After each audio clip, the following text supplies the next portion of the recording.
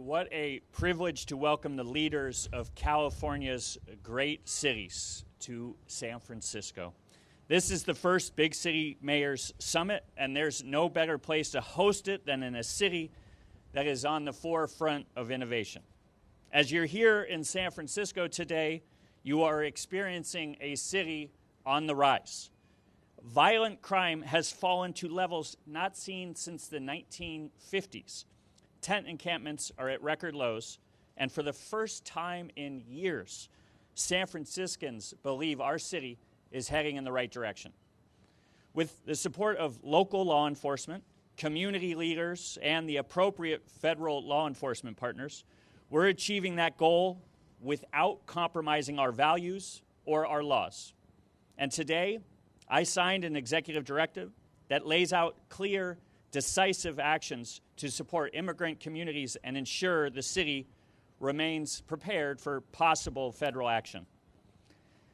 Like cities across the state, we face our share of challenges. And here in San Francisco, we're meeting these challenges with urgency and optimism. During this summit today, we've had productive conversations on our shared priorities, including housing, homelessness, and economic development. In San Francisco, we are actively planning for our new housing on the north and west sides of our city, while building more on the east side and downtown. Just last week, I attended several groundbreakings and ribbon-cutting ceremonies across this city, and we will continue that momentum so our teachers, workers, families, and the next generation of San Franciscans can live here. To address the homelessness crisis, we launched our Breaking the Cycle plan, focused on helping people struggling on our streets on a path towards stability. Under this plan, we launched a new integrated neighborhood street team, coordinated outreach across city departments, and opened more treatment beds for those suffering from addiction and mental health problems. My administration is setting the conditions for success across our city. We are partnering with the private sector to drive our economic comeback, especially downtown. Local businesses are thriving under our Permit SF initiative, which is cutting red tape so that small businesses can operate under a more efficient and transparent system. Putting San Francisco's musicians, artists, and cultural leaders center stage has energized our neighborhoods, community centers, and civic life. Once again, San Francisco is a city on the rise. This summit shows mayors from across the state standing together to achieve our shared goals. I look forward to continuing to work with the mayors behind me and our state partners as we advance San Francisco's comeback. Now I'd like to introduce our chair, Mayor Patricia Locke Dawson of Riverside. Thank you.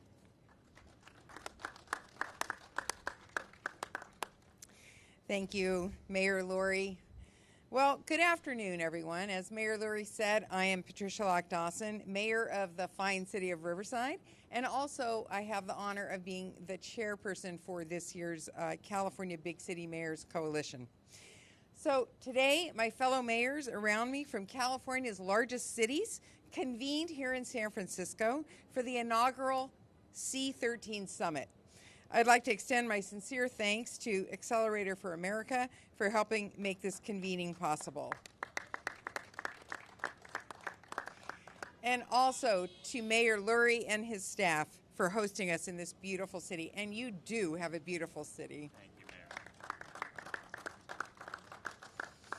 As chair, I'm honored to bring this coalition together, but it is the commitment of every mayor here that will turn our shared vision into meaningful results for the people we serve. When 13 mayors representing more than 11 million Californians stand united, we send a powerful message. Local leaders are aligned in our determination to confront the state's most pressing challenges together. At today's summit, as Mayor Lurie said, we focused on 3 urgent priorities: advancing economic development, addressing homelessness, and expanding our housing supply. At the heart of these challenges lies the issue of affordability. The dream of homeownership has become increasingly out of reach, and rents continue to climb, leaving far too many Californians just one paycheck away from homelessness. The path forward is clear. We must continue to fund programs that keep people housed, and we must accelerate the construction of new homes. Expanding supply is essential to restoring affordability and stability for our residents. To sustain California's position as the world's fourth largest economy, we must also cultivate a business climate that encourages innovation, investment, and job creation. By fostering an environment where industries of the future can grow and thrive, we will ensure that prosperity is both lasting and inclusive.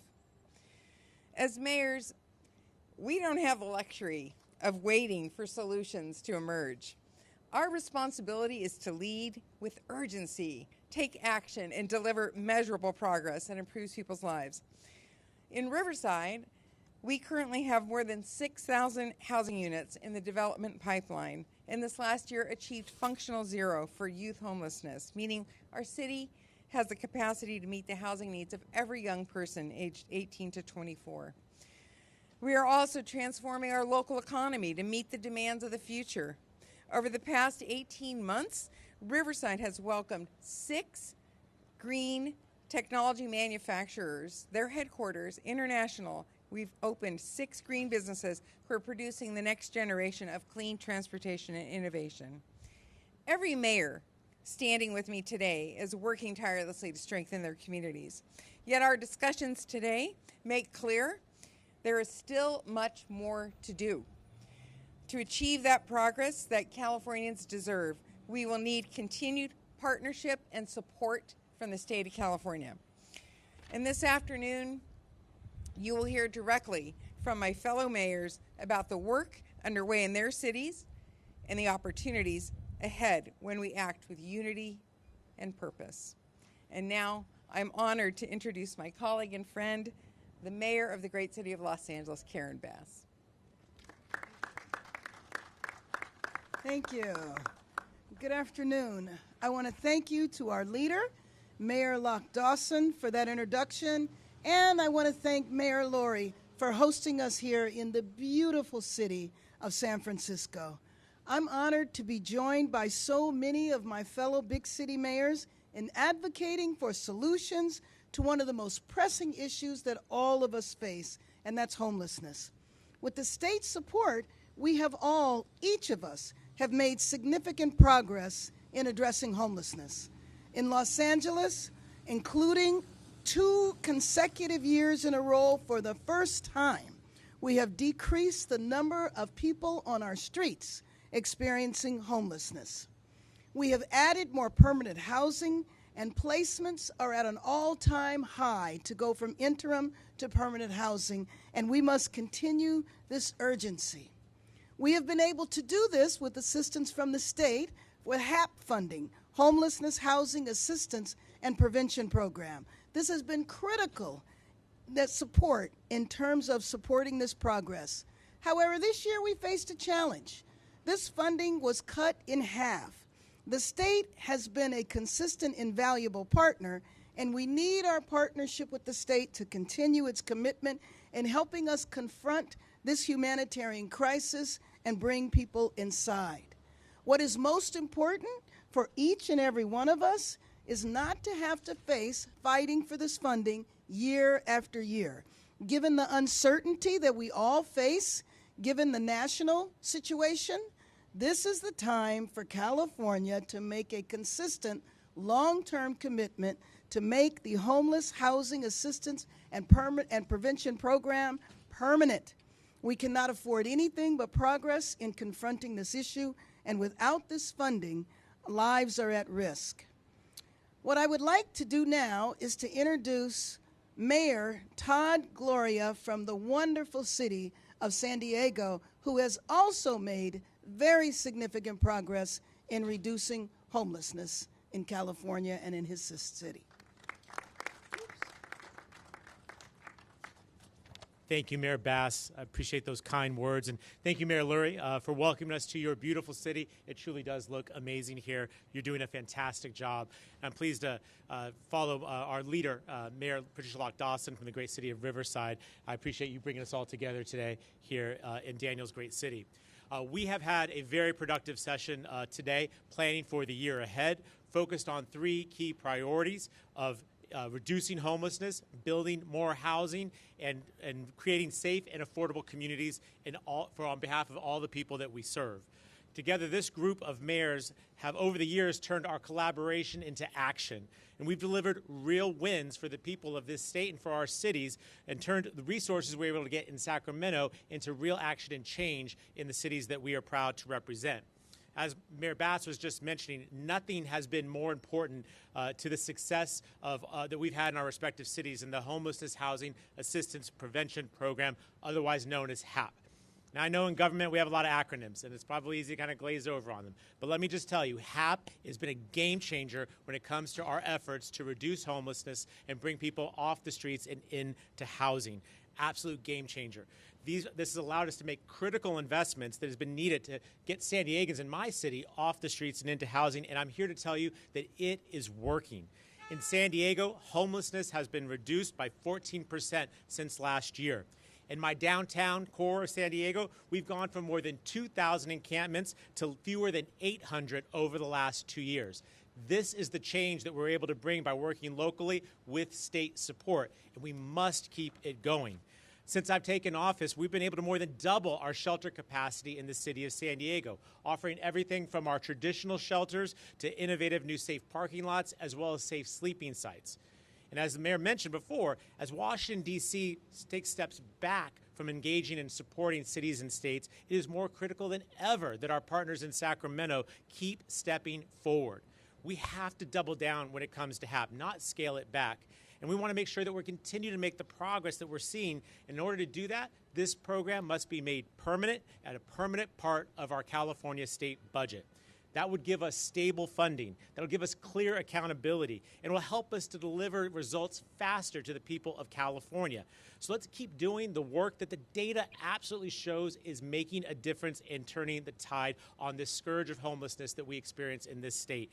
We have proven as mayors that this problem is manageable, that we can reduce the number of people living on our streets, but we cannot do it without the partnership of the state of California. We would love to do it with the partnership of the federal government, but those priorities are apparently elsewhere these days.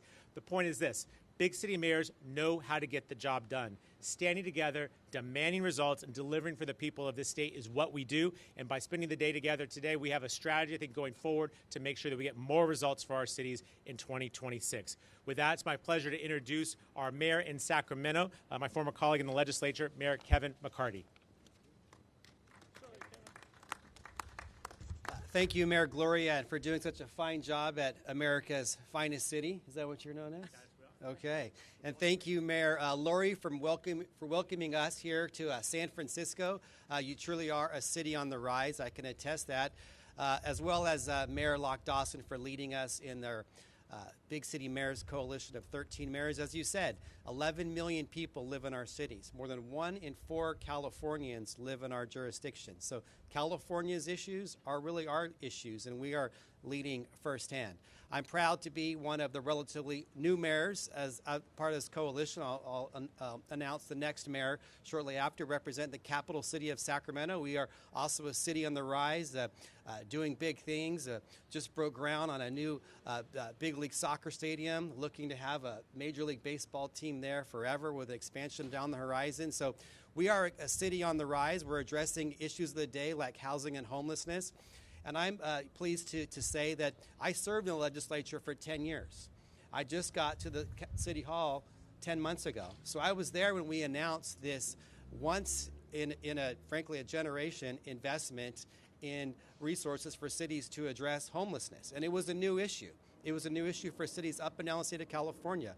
Over 176,000 homeless throughout the state of California, majority in our cities. And I can state unequivocally that because of these resources, we are making a difference. Just in my city, for example, between 2022 and 2024, we reduced homelessness by 30%, the largest reduction in homelessness throughout the state of California because of our HAP funding. We spend about $50 million a year to address homelessness, providing resources for nearly 2,000 beds. Half of that is because of the HAP funding. And as Mayor Gloria said, we're facing threats from the federal government, fewer resources. Our cities are stretched as well. We're counting on this state partnership to continue the progress, because this investment of $1 billion can't go on a year-by-year equation. We cannot go on with half of the funding year to year. We need continued support. So we're making a difference. We're focusing on innovative solutions, no longer looking at the $500,000 to $1 million solutions for permanent supportive housing that really serve the few. We're trying to serve the many. We just launched in Sacramento initiatives to have tiny homes, inner home solutions for $85,000 per homeless individual. And we're doing that again because of HAP funding. So HAP funding is our lifeline to make a difference and address homelessness in our cities, like our capital city of Sacramento. We're making a difference, and I'm proud of our 13 big city mayors who are stepping up as well, solving California's problems. And now I'd like to introduce our newest mayor to the Big City Mayors Coalition from across the Bay here, the mayor of the great city of Oakland, Barbara Lee. Thank you very much, Mayor McCarthy. And thank you all for being here today. And I want to thank Mayor Lurie for your tremendous leadership, for bringing us together at this historic summit. And I just want to say it's wonderful to be here in your beautiful city. Oakland is also on the rise, but we're also on the move. And thank all of you for your support and for helping us move forward in Oakland. When I was in the California State Senate, I actually chaired the Housing and Land Use Committee. And we had many, many challenges then. Years and years ago, we have many more now. And so this unity with big city mayors is extremely important in addressing our homelessness issue, as well as our affordability issue, as well as affordable housing. And first, let me just reiterate and say to everyone that I do believe that HAP funding has been really the lifeblood of our funding source in Oakland for homelessness solutions. And in fact, I agree, and we need to have a sustained funding stream for homelessness. But we also need a homelessness framework, which should take an ecosystem approach and support a more robust state-level approach totally to homelessness, especially with increased funding for homelessness prevention and operating subsidies for homelessness housing. This funding approach, it needs to be deployed across the continuum, sustainable, and should allow for many, many years to allow this system to flow. Let me mention Oakland very quickly in terms of a recent positive development with regard to funding. We passed finally Measure W, and the Alameda County mayors worked toward addressing 100% for homelessness in this Measure W funding. We landed at 80%.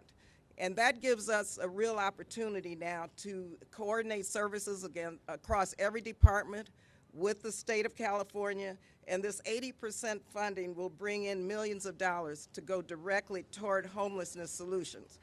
I talked about an ecosystem and a framework, and I want to mention the opportunity that we have been brought to us. Well, this opportunity with Measure W has been brought to us to establish an Office of Homelessness Solutions, which is extremely important because this entire ecosystem now will begin to look at homelessness from prevention to permanent housing.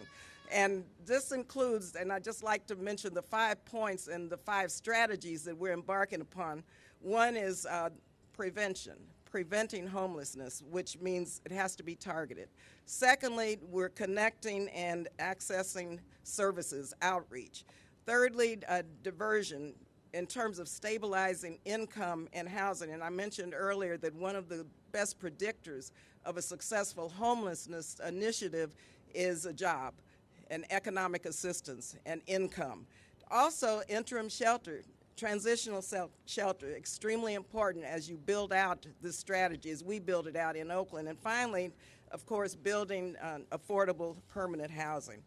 I share that because this great, powerful mayors, the big city mayors here in California have this opportunity now to work on a sustained funding stream to develop not only the necessary funding, but a framework to begin to really have a strategy and the funding that meets the crisis. Because the crisis is great, but I'm convinced that we're going to move forward and find solutions in a new way, in a creative way, with additional sustained funding, which requires us to work very closely with our counties, work very closely with our nonprofits, our activists, and with those most impacted. And those are people who have the unfortunate moment now in their lives to live on the streets. And I think we have to approach this with dignity in mind for the human beings who are on the streets, but also with safety and with a clear understanding that we have to address homelessness in a very comprehensive approach with a comprehensive framework and not just piecemeal it and silo it like it has been in the past. So thank you all again, and now I'd like to bring up our mayor from next door, who has been leading so much on technology and giving us insight as to how we can better use technology to address homelessness. Matt Mahan. Thank you, Mayor. Thank you, Mayor Lee. Mayor Lurie, thank you so much for hosting us here in your City on the Rise.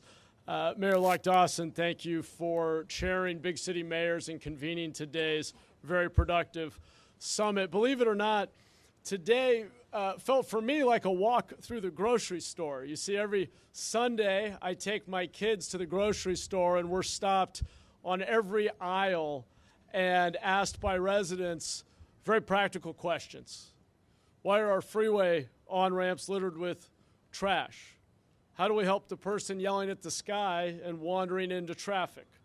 Why are our taxes going up as our problems seem to be getting worse? Why is my rent so darn high? Today, we talked about these issues. We know that as big city mayors, we're on the front lines of solving these very real problems in our constituents' everyday lives. And we all agree we need more partnership and more problem solving from Sacramento in order for us to have the impact where it's needed most. Our residents accept no excuses at the grocery store, nor should they. And today, I'm going to talk about their biggest concern, the humanitarian crisis on our streets. In San Jose, like so many of the cities represented by their mayors here today, we have not waited for others to solve the problem.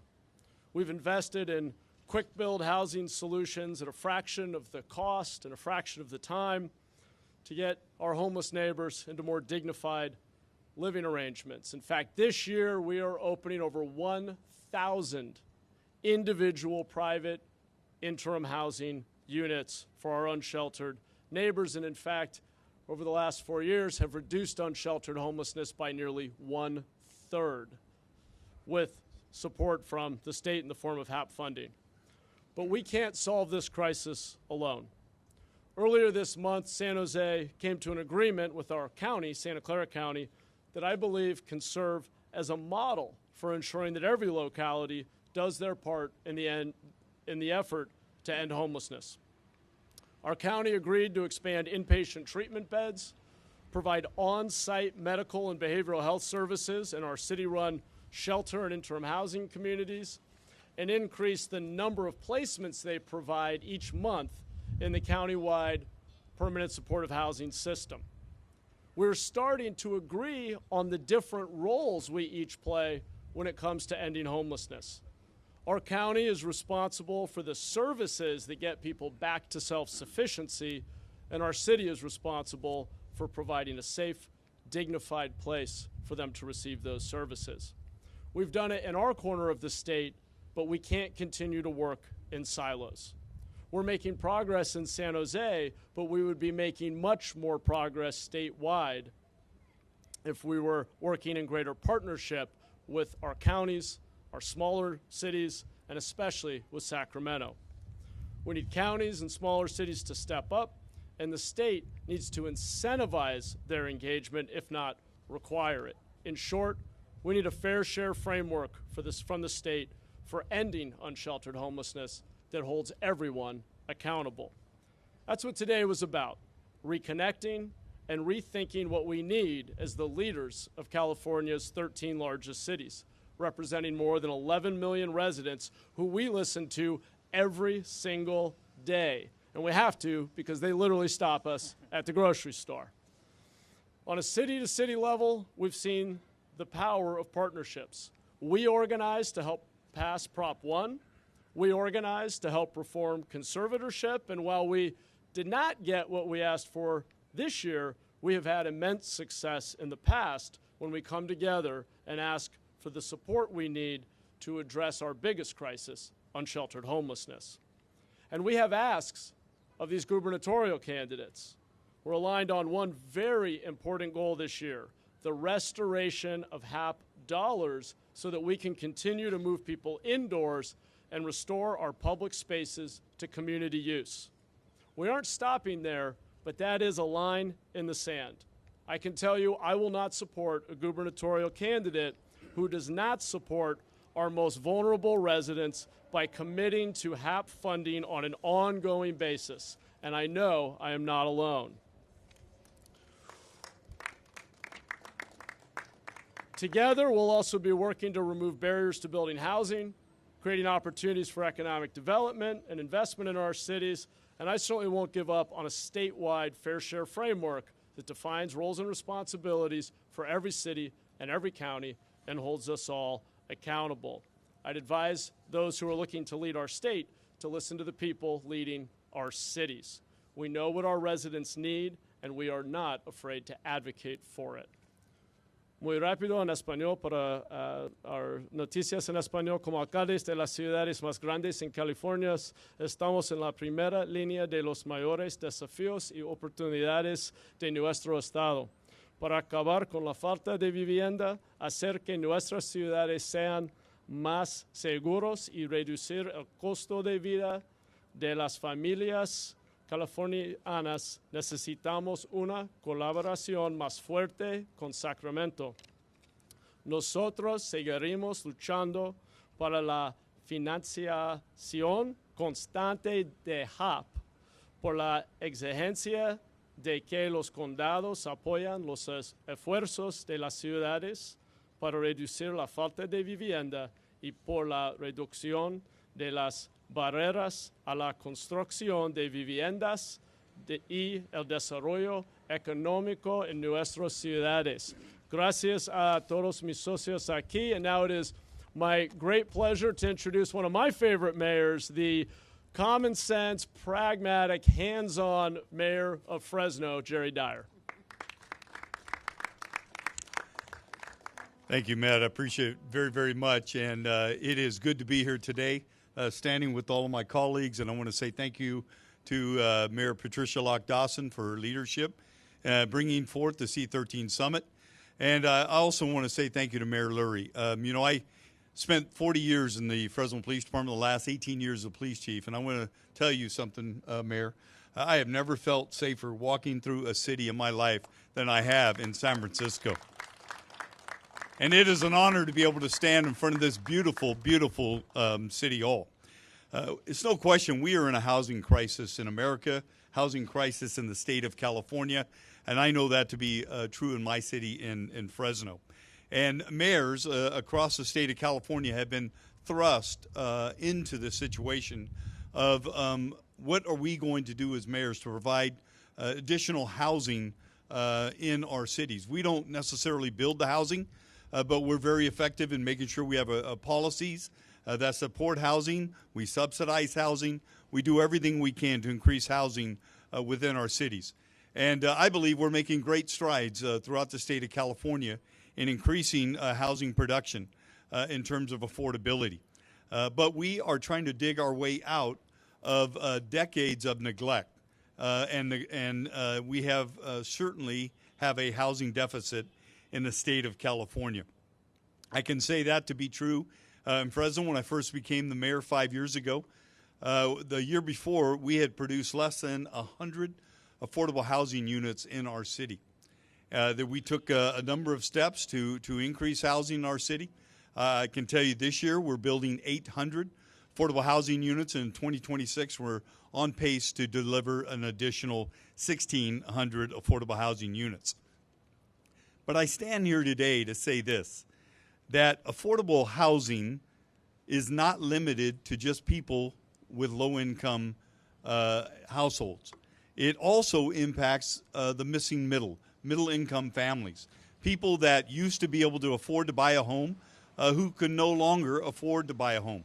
They're having to make some very, very difficult decisions about whether or not to buy milk or whether or not to pay their energy rate, their PG&E rates, in our case in Fresno, or to be able to pay their rents. And that's a difficult challenge for each and every one of them. And so households, the challenge is this. Households who earn too much money to qualify for subsidized housing and not enough money to afford market rate housing. And that's both as a renter and as a home owner. And that's a challenge that they face without being cost burdened.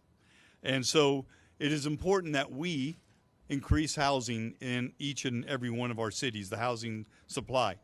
Not just increase housing supply, but make sure that the housing that we're providing is affordable. And how do we do that? We reduce our appetite in many cases, the amenities in which we want to have in our homes, to be able to reduce the size, to look at manufactured housing, which we've done in Fresno. I know they've done in San Jose. It's important that we further condominium ownership, which we are not able to do right now in the state of California as a result of construction defect liability laws that we face. And so it's very, very important that we increase housing supply. But it's also important that we create in the state of California a housing trust fund, similar to what we have in many of our cities, which is a local housing trust fund. That is flexible dollars that we can use to address middle-income families in achieving their housing needs.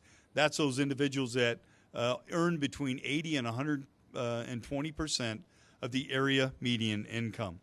And also, it's important that we create funding opportunities and availability of those funds for middle-income families who wish to purchase a home, who wish to achieve the American dream, to be able to provide those folks with down payment assistance funds and to be able to give them those funds with a forgivable loan after a 15-year period. But I can say this truly as I stand here today, that if we do not address the housing crisis in our state, if we do not address the middle-income housing shortage in our state, California's overall affordability challenge will only be exacerbated. It is something that we take serious, and I know that each and every one of us, every single day when we wake up, we think about homelessness and housing. And so it is my honor now to be able to introduce the mayor of the city of Irvine, Larry Agron. Larry?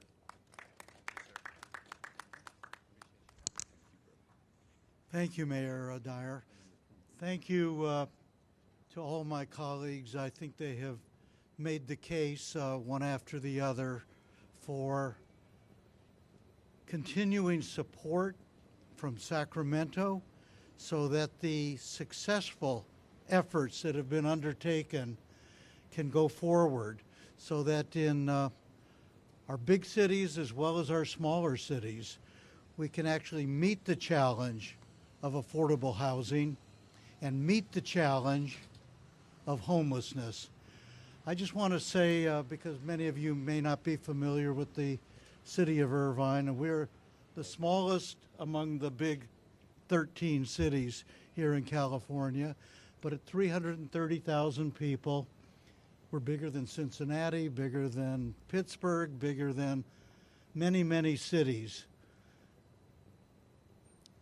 With 330,000 people, we have a homelessness problem. We have an affordability problem.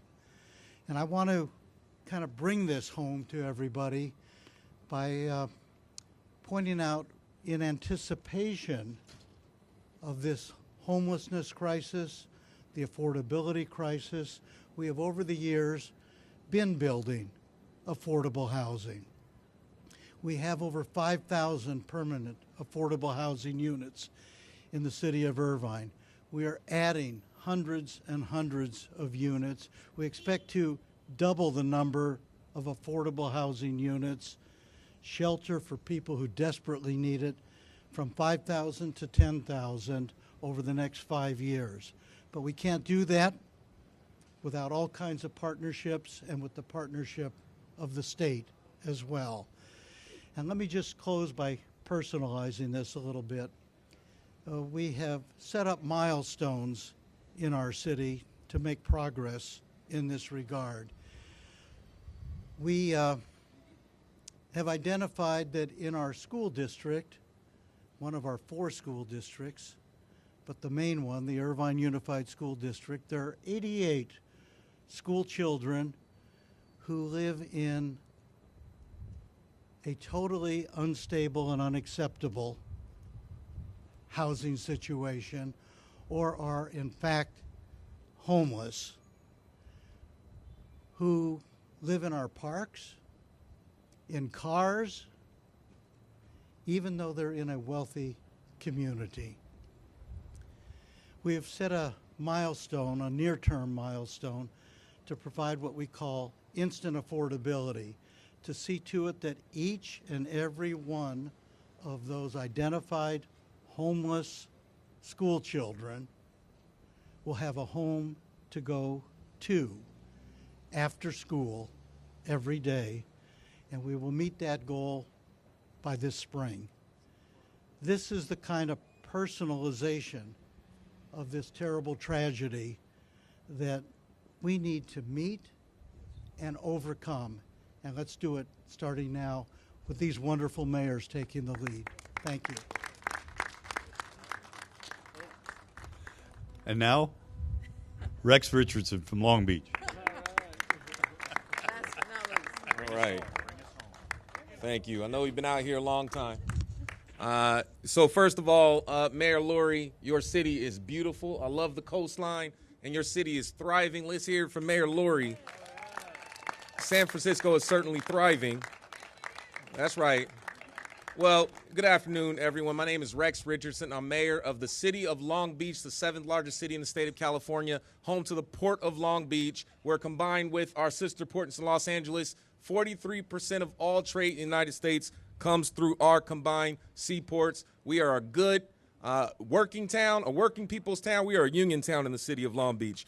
And I am thrilled to be here alongside all these incredible mayors, the Big 13. We're right in the middle. We're number 7, right? The Big 13, the C13 Summit. It's been incredible to hear what's happening, the leadership taking place in all of these cities. And I stand in concurrence with homelessness continue to be a top priority. We are delivering results. We've increased our shelter capacity by 86% since we've taken office as mayor.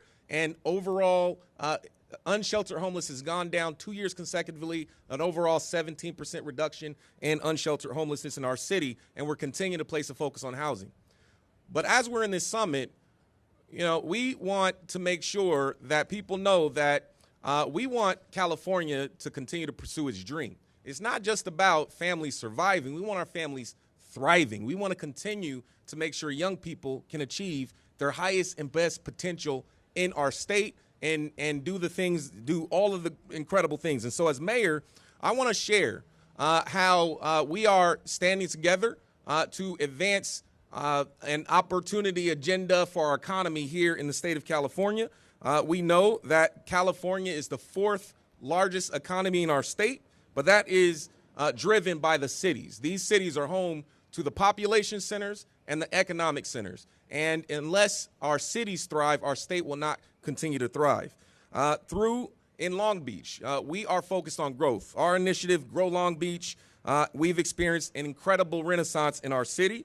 We're home to Space Beach, the fastest growing space and aerospace cluster anywhere in the nation, where we're seeing a real resurgence in advanced manufacturing. This is the smart stuff. This is where an engineer out of Long Beach State can make good money and own a home, but so can a welder without a degree.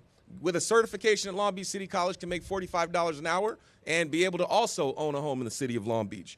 So we are investing in these industries. As an example, there's a company called VAST who's building the world's first commercial space station, who went from 40 jobs just 2 years ago to more than 1,000 employees here in the city of Long Beach in just that 2-year span. We are proud that companies like Rocket Lab, the second largest launch cadence company in America, is headquartered in Long Beach. Relativity Space. We're seeing billions of dollars of private and federal investment in space and defense, with new startups seeding and growing in our community on a monthly basis. We call our cluster Space Beach. We also see Ford Motor Company selected our city for a massive new skunkworks-style engineering and design center focused on the development of the next generation of electric vehicles. Nikon selected Long Beach for a new $100 million investment to position themselves as the leader in 3D printing and advanced manufacturing. So we know that there is interest in advanced manufacturing. We should claim it and own it so those opportunities don't go on to other states, so our young people can embrace the opportunities of the future. Our Port of Long Beach continues to break records, moving almost 10 million containers in 2024, ensuring that we're continuing to move the economy and the flow of goods through our community. And we've seen a vibrant return of the visitor economy, the tourism economy. Tourism spend in Long Beach last year topped $2 billion, and our city and our region is preparing to welcome the world for the 2028 Olympic and Paralympic Games, which we will make sure it's an Olympics for all. Am I right? An Olympics for everyone. That's right. The Games for all. So none of this happens in isolation. Cities like Long Beach cannot carry this momentum. None of our cities can carry this momentum along. It requires partnership and leadership from the state of California. We need to remain competitive for the opportunities in the industries of the future. That's why California big city mayors are coming together to identify how we can lower barriers to business and doing business in our city, how we can tell our state and our city's story, how we can aggressively continue to recruit the businesses, the industries, and the jobs of the future. We need partnership, continued investment from the state of California to fund infrastructure, workforce development, housing, and climate resilience. The state should fund collaborative business incentive, coordinated business incentives to focus on attracting high-paying advanced manufacturing jobs by offering standardized incentive packages to better compete with other states. The state must assist our municipalities in retaining the innovation that's being designed and engineered here in the state of California. So we should not be losing large-scale production from California of California-born technology to other states. Because when Long Beach grows, when San Francisco grows, when Oakland and LA and San Diego and Irvine, when we grow, the state of California grows together. So we thank you. We want to continue working with all of you to build a stronger and more equitable California economy. And that said, I want to welcome back Mayor Lurie and Mayor Locke Dawson to close us out. Thanks, Rex. That was great. Yeah, what about Riverside? Yeah. We want to grow. Oh, my goodness. So, thank you, Mayor Richardson. So, this really brings us to the close here. But let me just say in closing, cities are where innovation happens and where solutions are tested and where the future takes shape. And the discussions we had here today are proof. So, I see today as more than a convening. It's a commitment and with purpose, a commitment to partnership. And that's why today we're releasing the first ever Big City Mayors Action Agenda, a united vision outlining the coalition's legislative and local priorities. And we call on the governor and legislature to work with us. We know that when the state and our cities work hard and hand in hand, aligning resources, policies, and determination, we deliver lasting results. We're proud of the progress being made in our cities, but we're not satisfied. There's still more to do. So I want to thank, again, Mayor Lurie for hosting us, to Accelerator for America for their partnership, and to my fellow mayors for their continued leadership and partnership. Together, we're building a stronger, more equitable, more resilient California. So thank you. I know we are able to take a few questions. I want to ask Charles to come on up and help us take questions. And it can be for anybody on the steps here.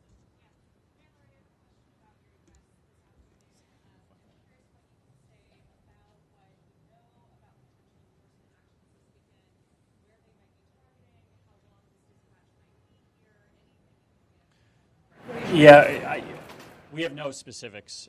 We've been preparing since the day I got into office for enhanced enforcements or the National Guard coming in. All I can say is that we are prepared. We are coordinated across department heads, across law enforcement. I'm going to reiterate what I said before, and that is that our law enforcement is focused on keeping San Francisco and San Franciscans safe. I want everybody to know we are going to protect people's right to demonstrate and to protest if enforcement comes.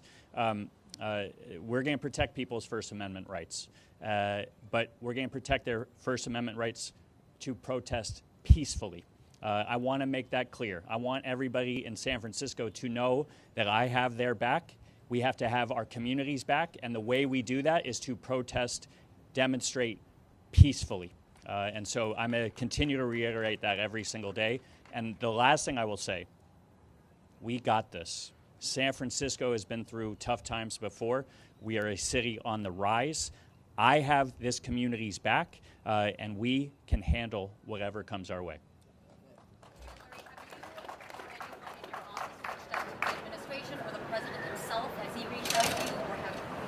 Have had no conversations with anybody at the White House.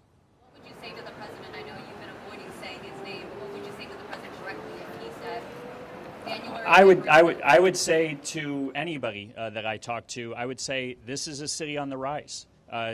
We have violent crime down at levels that haven't been seen since the 1950s. This is a city that is recruiting more police officers and sheriff's deputies than we have in over a decade. We have a net increase in both of those. We have tent encampments at record lows. This is not some city that is talked about by some members of the media. This is a city that is the home of so many technologies, open AI, we got scale AI, we got companies that mayors around the globe would die to have, and they're all happening right here. And it actually is important for our country that San Francisco continue to succeed and continue to grow. We have more companies and retailers leasing space than leaving space for the first time in 7 years. This is a city on a roll, and we shouldn't do anything to bring that back or hold that back, because that would be bad for our country. No, this is for Mayor Bass. I just have a question about if you have any advice for San Francisco, Mayor Lurie, given that the president targeted your city not long ago. Yeah, well, I have to say, first of all, that Los Angeles was the beginning of this experiment, and we described it as we were the petri dish. We knew that this was going to happen around the country, and it was very important that just like San Francisco, we talked about the fact that on June 5th, Los Angeles was peaceful. Everything was going fine. On June 6th, we faced the invasion of our city, and I will tell you that it goes on today. People are still being snatched off the street. Home Depots are still being raided, and so are car washes, and it has had a profound impact on our economy. I don't think I need to offer Mayor Lurie any advice. The fact of the matter is this is a beautiful city. This is a safe city. There is not chaos happening here, and the distortion that was portrayed about the city of Los Angeles that was completely false is the same thing that I do not want to see happen here. Just look around. Nothing negative is happening here, and San Francisco does not deserve to have troops intervene and create chaos. The chaos that happened in Los Angeles, to the extent that it did, happened because of the federal government. Mayor